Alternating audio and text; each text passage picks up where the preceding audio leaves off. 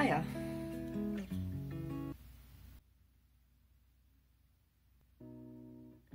Hiya. You know, I like my coffee like I like my men and women and non-binary friends. Really sweet. Oh, such a bad joke. I mean, I think I'm funny. You don't have to agree with me. Just be sure to click away from this video because it is downhill from here, okay? It's not gonna get better, okay? I don't know what to tell you. Alright, that's it. That's all the intro you're getting. I started making a bunch of these heads, even though I didn't really have an idea of what I wanted to do with them yet. But I really liked the way they looked. I figured I was gonna use them for something, so I started recording. And guess what? I made something. I made them like really lumpy and kind of like wonky looking. I basically piled clay onto their brow and onto their nose, and then I used my nails to dig in and define like the mouth, the eyes, and then I futzed around with it a little bit. And then I stuck them into this clay mound. I kind of wanted to go for this like grave mound type thing, and yeah, I used the rough side of a sponge to add texture. Sorry, I'm like doing this voiceover on the fly while I'm watching the footage, and I'm like having a hard time keeping up. Bear with me. Once the clay was dry, I added this dark wash over it. It's really diluted black paint, and when you paint it over the object, it kind of weathers it a little bit, it seeps into the edges, it defines everything a bit more. It generally makes it look more detailed, but in this case it was a little bit of a problem because the clay is actually not waterproof, so I had to be really fast because it started like dissolving in my hand. And here you have a nice before and after, or after and before shot. While you're doing this, I highly recommend getting a demented cat to scream at you, because it just really speeds up the process, you know, the added stress just really gets you going.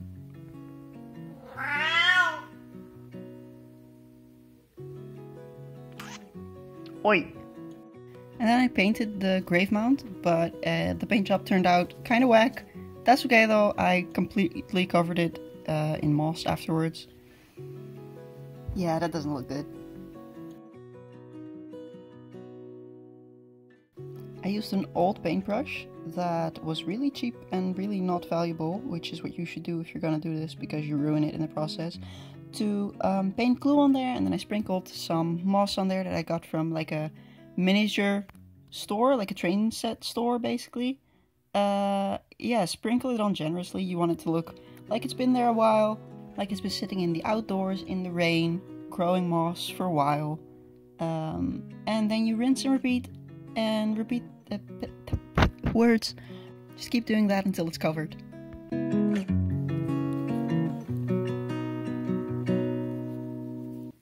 From that same store I also got these little grass tufts.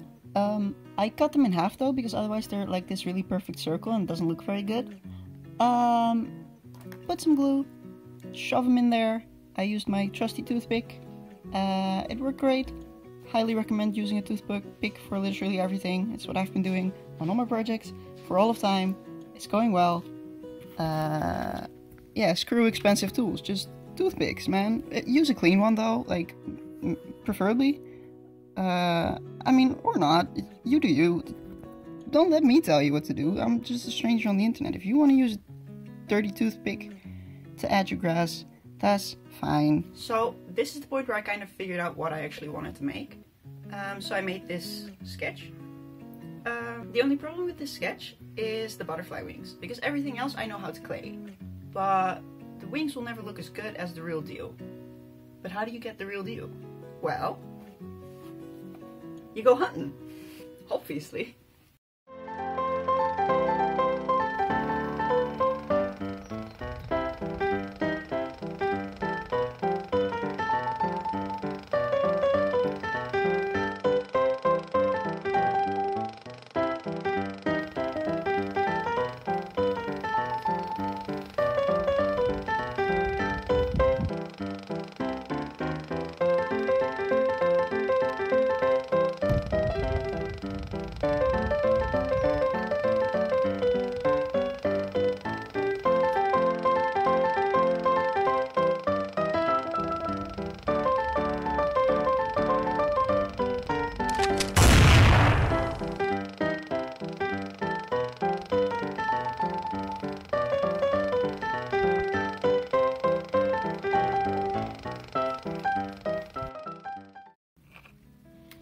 those shenanigans out of the way, you're going to put your butterfly wings aside for a later date, and you're going to absolutely not clean any part of your table, and instead you're going to focus on getting the shape right for whatever bug you're making.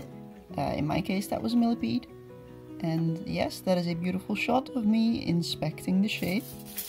And I won't insult your intelligence by explaining this shot, because I think the hand gestures are clear enough.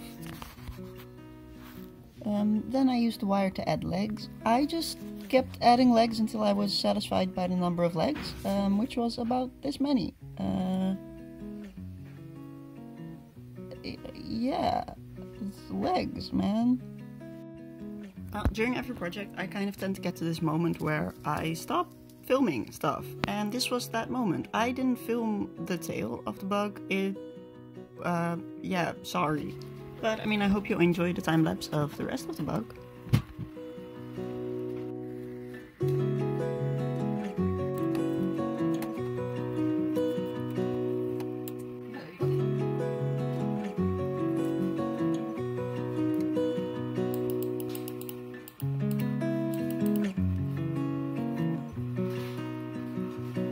Yeah, and then I repeated all those steps along the whole body until I wanted to scream into a pillow.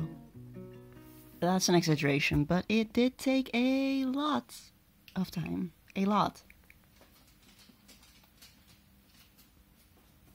I forgot what I was gonna say. I mean, words are overrated. I'll just show you what she looks like now. She's very cute. Do you like her? I already started on the legs, ignore that. I'll explain that after this. It's completely focused on my face. Okay, wait. Ta-da!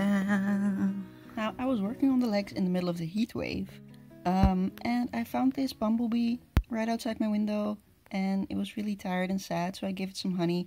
And I think the good karma actually really helped, because aside from the mummy heads, this project might actually be one of my favorites I've ever done. Alright, we finally reached the part where I get to start working on the face, and I hope it's gonna be nice. It's gonna be really difficult though. It's really small, like it's smaller than my fingertip. So I hope I can do this. If I can't, I'll edit this out and you'll never know that I said that. Also, can we have a quick appreciation for how clean my nails are right now? First and last time, folks. First and last time. If I'm being honest, it's because while I'm claying, all the clay kind of also gets under your nails and it like sticks to the filth underneath it. So all the filth is in this thing now instead of under my nails, which makes me feel closer to her somehow.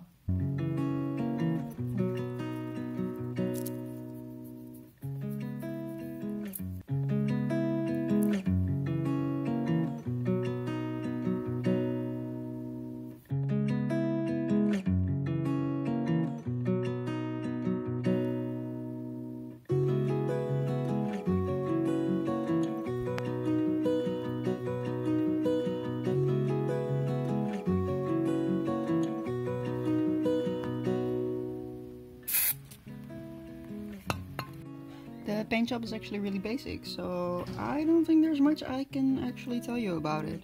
It's a base coat, a dark wash, and some dry brushing for the highlights. And then some detailing for the face, which was actually really fun to do. That's it.